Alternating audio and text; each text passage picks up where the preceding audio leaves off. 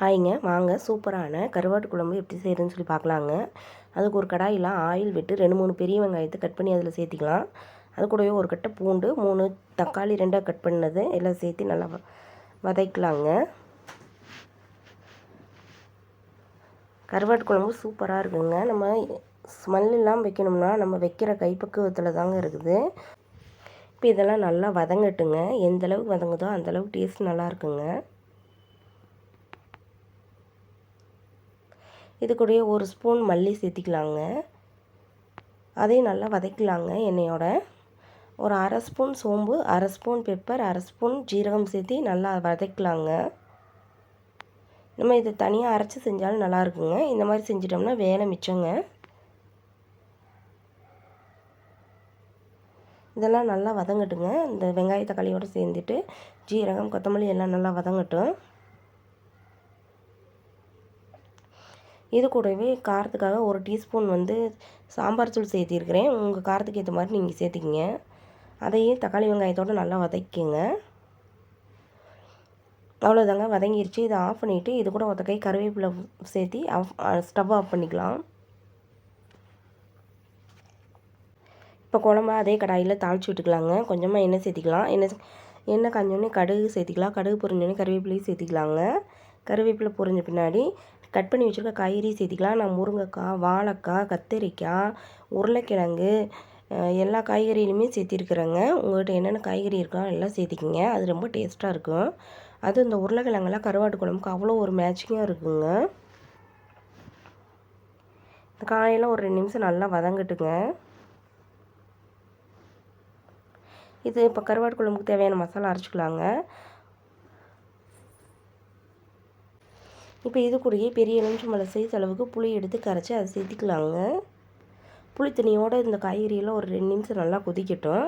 இப்போ நம்ம இதுக்கு குழம்புக்கெல்லாம் ஒரு மசாலா செய்யலான்னு சொல்லியிருந்தேன் இல்லைங்க, அது எப்படி செய்கிறேன்னு சொல்லி பார்க்கலாம். சொல்ல மறந்துட்டேன், இந்த காய் கூடயே தேவையான அளவு உப்பு சேர்த்திக்கலாங்க. ஒரு மிக்ஸி ஜாரில் 1/2 மூடி தேங்காய் சேர்த்திக்கலாங்க. அதை ஒரு பல்ஸ் ஓட்டி எடுத்துக்கலாம். வறுத்து வச்சுருக்கிற மசாலாவை சேர்த்து நல்லா நைஸாக அரைச்சி எடுத்துக்கலாங்க. இப்போ நைஸாக அரைச்சி எடுத்த மசாலாவை புளித்தண்ணி கூட சேர்த்திக்கலாங்க. இந்த புளித்தண்ணி கூட சேர்த்தும் போதே மசாலாவோடு சேர்ந்து கொதிக்கும் போது அவ்வளோ டேஸ்ட்டாக அவ்வளோ வாசமாக இருக்குங்க.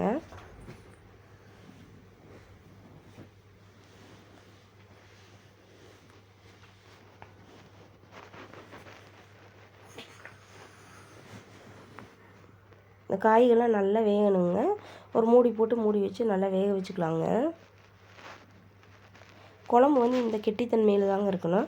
ரொம்ப தண்ணியாட்டு இருந்தாலும் கருவாட்டு குழம்பு நல்லா இருக்காது. மாங்காயே சேர்த்திருக்கேங்க, நான் சொல்ல மறந்துட்டேங்க. உங்கள்கிட்ட மாங்காய் இருந்தால் மாங்காயே சேர்த்திக்குங்க.